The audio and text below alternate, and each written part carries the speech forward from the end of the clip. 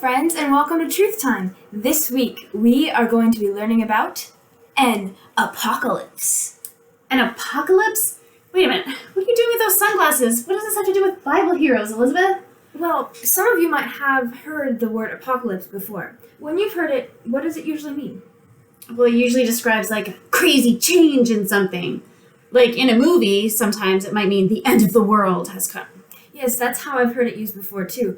But the word apocalypse actually shows up in the New Testament of the Bible multiple times. And when it does, it means something a little bit different. So, what is an apocalypse really? Well, our word apocalypse comes from the Greek word apokalypsis. And it means to... Apocalypsis? It means to uncover something or show what's really there. When it's used in the Bible, it's usually written as the word revelation, to reveal something. Ah, so when you had your sunglasses on, then everything in the room was kind of dark and the colors were really faded and kind of muted. You might not have been able to read the words on the page or see everything going on around you. But then when you took them off, it was an apocalypse. Everything was different and it was brighter and it was easy to see. Exactly. Huh. So, the... Bible hero that we're going to talk about, can we introduce him now? Yes. Okay. So this week we're going to be learning about Paul. And we can read about Paul in Acts, and that's where we're headed this week. Yeah, so actually in Galatians 1:12, Paul uses the word apocalypse or revelation to describe his own story, and that's what we're about to read in Acts. All right. So the first place we're going to go to start Paul's story is Acts, and we're going to start in chapter 9, verses 1 through 9. So let me read that to us now. But Saul, tricky. I guess we should introduce the fact that Paul kind of had two names. Some people called him Saul, some people called him Paul, so you can call him either one. So verse 1 says, But Saul, still breathing threats and murder against the disciples of the Lord, went to the high priest and asked him for letters to the synagogues at Damascus, so that if he found any belonging to the way, men or women, he might bring them bound to Jerusalem.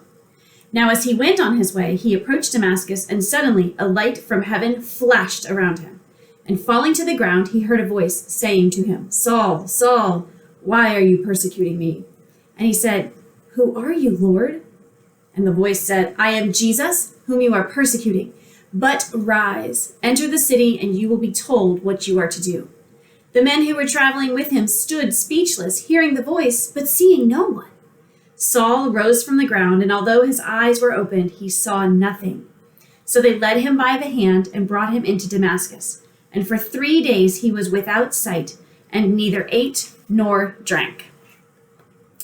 So, now that you've read those verses, I want you guys to take a minute to draw a Paul or Saul page in your journal. Based on just those 9 verses, draw everything you can, all of the details that are shared with what we know of Paul so far. And spoiler alert, there's going to be a change. Now I understand the apocalypse. Here's what my journal page looks like if you want to take a look. Of course, I wrote Paul at the top with the verses we read today. I have my voice and bright light coming down from heaven that is speaking to Paul. I have Paul here in green on the road to Damascus, which I labeled. Paul had some people traveling with him, and they could see, you might not be able to tell very easily, but they have shocked expressions on their face. While Paul remained blind, they guided him back into Damascus. And on the bottom, I just wrote a few things that I wanted to remember about Paul or Saul. He hated disciples. When the verse refers to those belonging to the way, they mean Christians who were following Jesus. So he hated them. He was looking to arrest them. He wanted permission to arrest any Christians that he found. He was blinded by Jesus, and he stayed blind for 3 days. So that's what my journal page looks like. You guys can go ahead and draw yours and put all the details in that you can find in these verses. And remember, if you start to forget something, just look back at the verse to check. So did you all catch the apocalyptic moment? I'm not sure that I did. Well, we know in verse 4, Paul falls to the ground and is blinded by a great light. At this point, he doesn't know who's speaking to him, but his response is, Who are you, Lord? The way he says Lord shows that whoever it was, Paul was acknowledging that he was greater than he was, and he was submitting to that person. we learn later on that that person was in fact Jesus, trying to tell Paul that he should stop persecuting them. But we see that Paul's apocalypse was when he began to realize that he was wrong, and in fact he was not greater than Christ, but he was less great, and he was acknowledging that with the word Lord. So it's almost like when Paul was blinded, that was the first time he could really see. Mm-hmm. How interesting. And as we read this week, we're going to see more of the change that comes about in Paul's life and more of how God uses his power to change Paul's heart. Yeah, these Bible heroes are awesome. They are. You know what? Let's do a quick review. I've got my Bible heroes here. So the first Bible hero that we talked about was David. He fought a giant and led a nation all the way to glorifying and honoring God. And how did he lead the nation of Israel to do that? With God's power.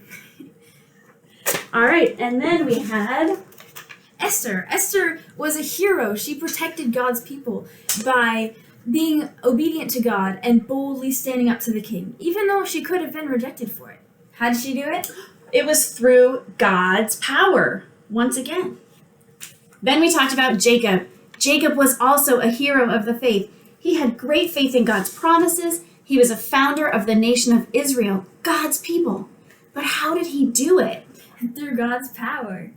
There's a theme here. Yeah. Finally, Paul. Paul was a hero. He boldly proclaimed the good news of Jesus' life, death, and resurrection everywhere he went, even though he suffered greatly because of it. How did he do this? Oh, I know. Through God's power.